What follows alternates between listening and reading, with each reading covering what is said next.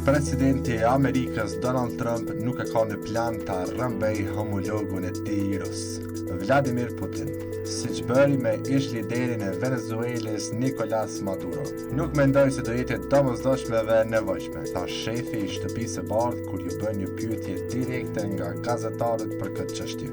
Trump deklaroi se ai kishte raporte shumë të mira me Putin, por shtoi se është shumë i zgënjur, për shkak se lufta në Ukrainë nuk po ndalet dhe se muajin e kaluar u vran 31.000 ushtarë, shumica dërmuese rus.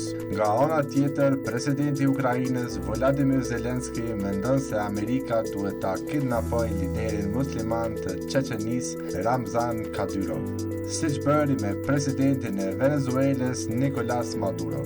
Zelensky ka insistuar se një veprim i tillë i Trump do ta bënte Putinin të mendojë dy herë në lidhje me ofenzivën ruse në Ukrainë. Kadyrov është një mbështetës i madh i Putinit, të cilin e ka ndihmuar me ushtarët çeçen dhe armë në luftën e Ukrainës.